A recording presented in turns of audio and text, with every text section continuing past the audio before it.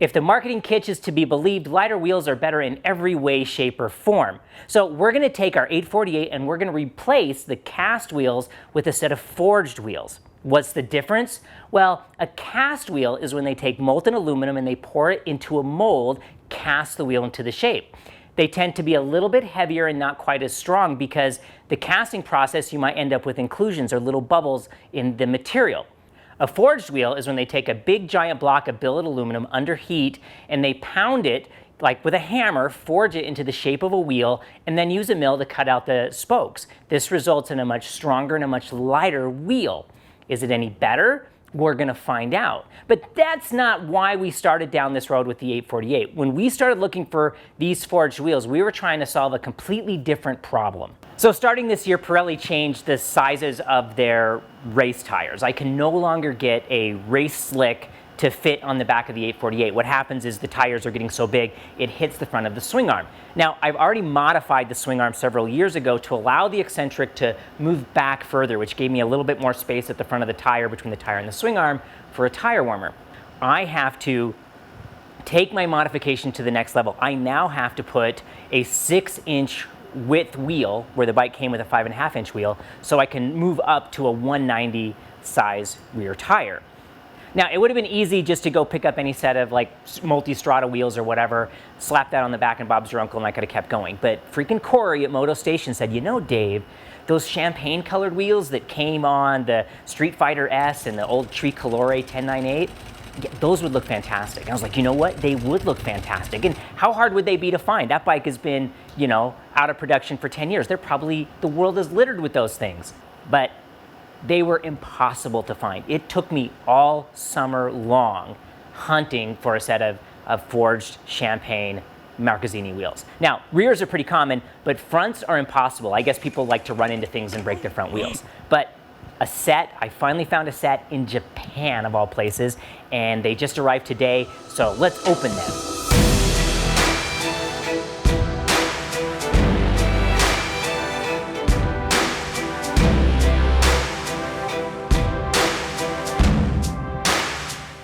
All right, so these things are just freaking spectacular. They look almost brand new. It is astonishing how much lighter they are than cast wheels. We're gonna put them on the scale and see how much lighter they actually are. But I'm so excited, I'm gonna put the front wheel on right now.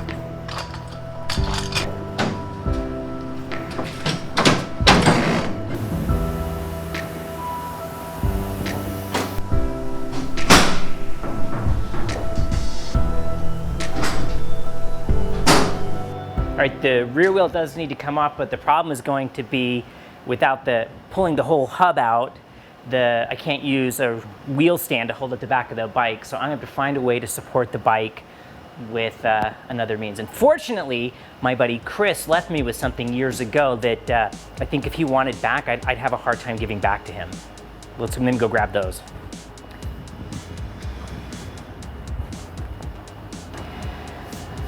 All right. Now I suspect that in conjunction with a little bit of jack action underneath it, I should be able to hold up the back of the bike. So thank you, Chris, for leaving this with me all those years ago. And oh, look how good that champagne wheel looks on there. Yeah, that looks good. I think this is gonna be worth the effort. So here's the problem that we're trying to solve. There's not a whole lot of room between the top of the tire and the swing arm. And all the modern race tires now are 60s, and they don't even really make a 180/60 anymore in a race slick. So if I were to put a 190/60 on a 5.5-inch rim, it pinches the tire closer together and makes it taller. So the tire fits, but I can't get a tire warmer on it anymore. So I basically have to go to a 6-inch width rim, where this is a 5.5-inch rim, so the tire isn't pinched together. It'll be back to the width it wants to be, and it won't be as tall, and the tire warmer will be able to fit without hitting the front of the swing arm. So I've always had problems with these little metal clips coming off on these wheels, so I use a nice, bright, shiny zip tie to hold it together so they don't fall off.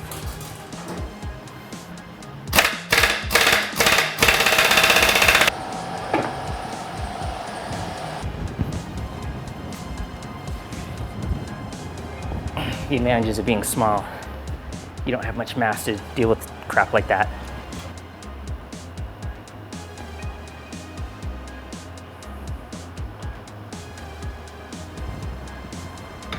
Yeah, if that doesn't make you nervous, I don't know what does. Everything's tight. I think I'm gonna do some straps on the front though. All right, so that I can for sure get that sprocket off, I'm going to move the eccentric all the way forward so the chain's loose, and hopefully that'll give me enough clearance to just slip the sprocket off so I don't have to break the chain, because I would hate to do that. Now it's gonna be the first torquing on my balanced motorcycle here, and hopefully no problems. Steady as a rock. Still makes you nervous. And now, because Ducati hates you, this side is a 41, the other side is a 45, because why would you make them both the same size nut? That's just crazy.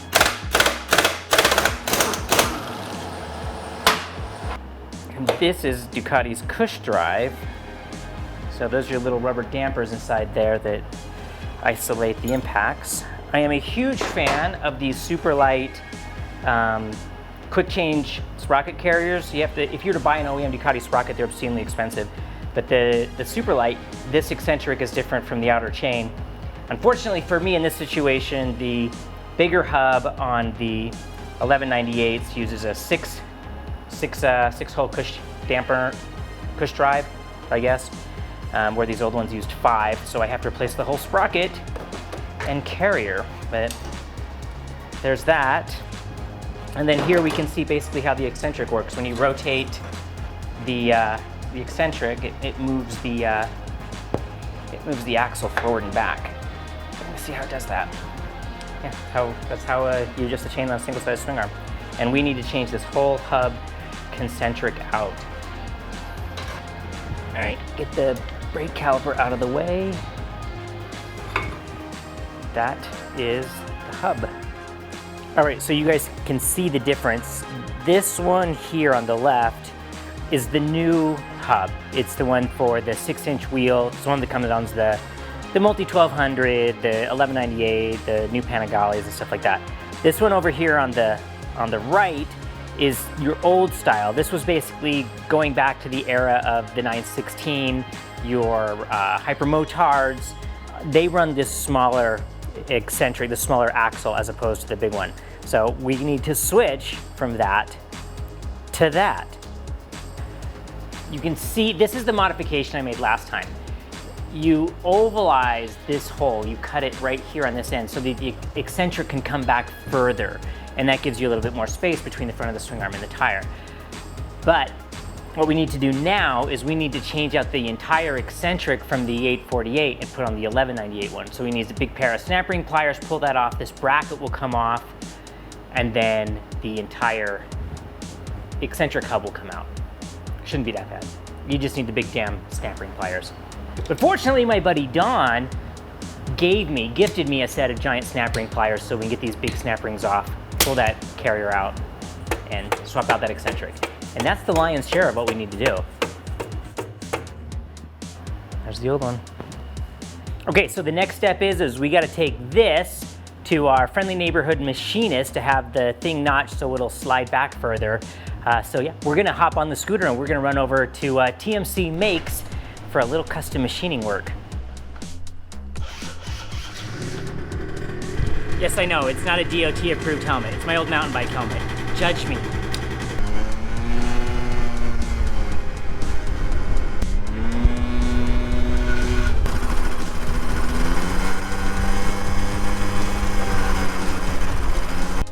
Mike? Hey! What's up, dude? Whoa, I brought this thing. Right on.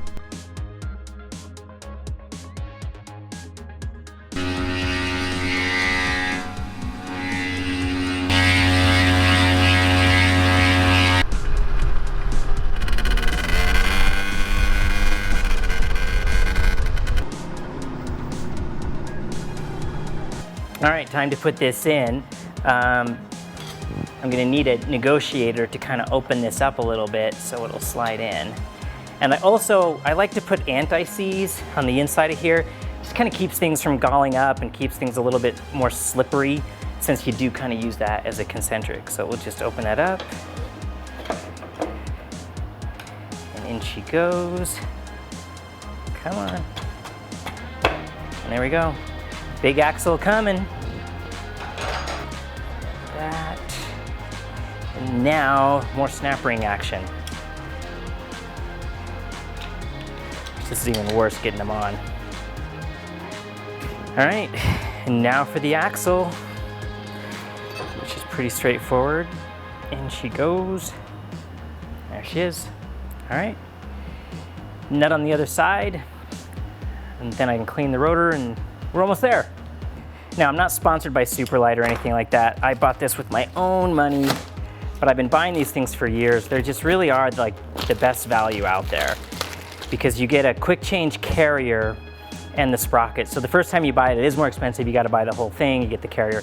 But if I need to change a sprocket, it's just these 6 bolts, 5 bolts, 6 bolts, and I can just change the outside sprocket for a fraction of the price. You're gonna want some anti-seize for this, and this is another great little product. It's the stick anti-seize. Because if you've worked with the anti-seize, it's the messiest stuff in the world, but the stick just kind of like makes things a little less messy. It doesn't get all over everything, but a little bit of anti-seize just goes a long, long ways.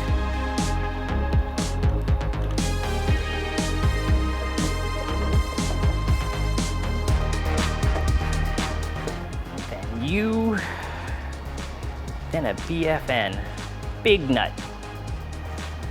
Because I've been dealing with so much grease, let's definitely get this rotor clean. Actually, with this purchase, the rotor was actually kind of the most questionable part of this. Whoever rode this bike before, rode the swing arm before, I don't think ever used his front brake. The back rotor was just roasted, so, I mean, hopefully it'll be fine for me, but we'll definitely get all the grease off of it. And because Ducati hates you, another special wrench size.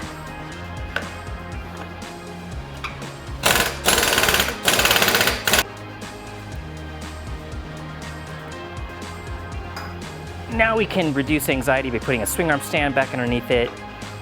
Again, Pitbull, not sponsored by them, but I can change the pins in the Pitbull stand, and we can put the bike back under its own weight, which now I feel better all around. Cool. Now let's get all this straps and crap out of the way.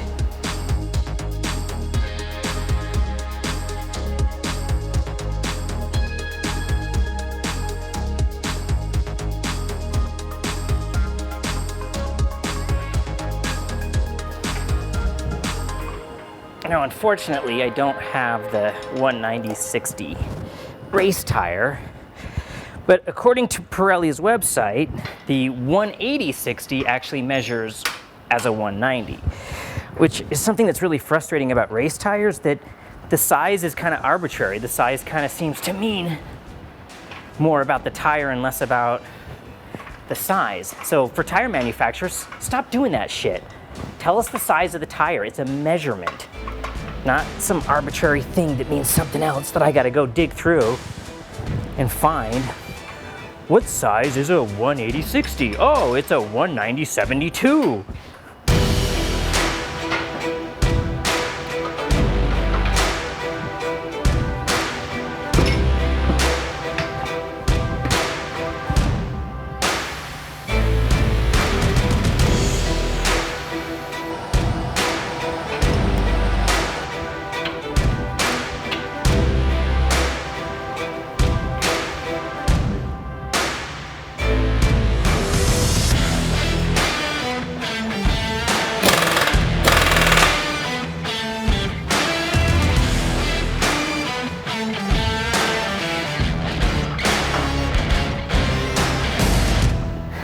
All right, and for those of you wondering if I put the rear tire on backwards, that is correct. I did do that because that's a racetrack thing. The tire, every track is more one way or the other. Our track is way more left turny than right turny, so the left side always burns up faster. So you just flip around backwards and get more life out of your tire. There's like a stain there.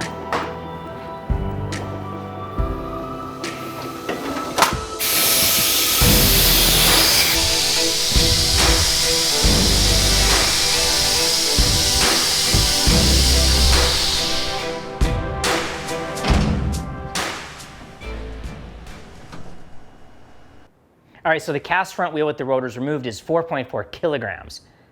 The forged front wheel, 3.27 kilograms. That's a 1.2 kilogram difference, or 2.5 pounds lighter. The rear cast, 4.6 kilos, and the rear forged, 3.6 kilos, 1 kilogram different, or 2 pounds different. Honestly, I was surprised with these results. The difference between the cast and the forged wheels was greater than I anticipated. I was especially surprised at the rear wheel. Going from a 5.5-inch cast to a 6-inch forged, the 6-inch forged wheel is bigger, yet it still came in a full kilogram lighter. Now, the next thing is we're heading out to the track to see how this plays out in the real world. So why do light wheels make a difference? What's the theory? Well, there's actually two ideas. The first is we've reduced the sprung mass of the motorcycle, and sprung mass is everything that's below the spring. That would be the wheels, the tires, the axles, the rotor. That's all unsprung mass. Everything above the spring is sprung mass. That's the chassis and the frame and you. I don't know that that's going to make much of a difference. I don't think that's going to be discernible in any way, shape, or form. The other, however, might, and that's because we're dealing with rotational forces. And with lighter wheels, it's what's called the moment of inertia. It's basically how much energy is required to get the wheel spinning, to slow it down, to get it to change direction.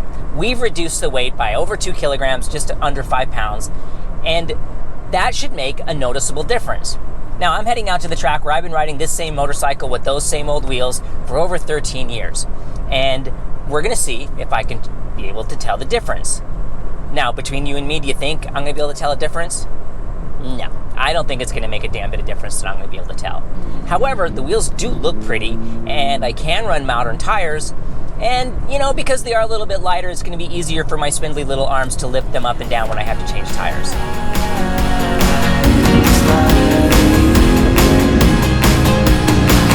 Who's your heart beating for? Who's your heart beating for in this life? Bending over backwards just to know tonight. Who's your heart beating for? Who's your heart beating for in this life? Bending over backwards just to know tonight. Who's your heart beating for? Who's your heart beating for? Who's your heart beating for? Who's your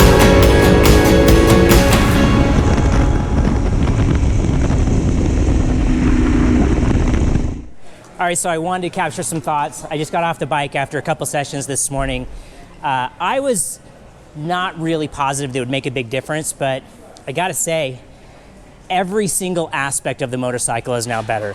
It shifts better, it accelerates better, it brakes better, but most dramatically, it changes direction better. Through the tight chicanes, the bike just moves from side to side with so much less effort. I gotta say, if you're gonna make one upgrade to your motorcycle, and I can't believe I'm saying this, is skip the exhaust system, get light wheels. It is astonishing the difference it made. Thanks so much for watching. Thanks to Chris for loaning me the parts. Thanks to Corey for helping out with this whole process. And guys, ride well.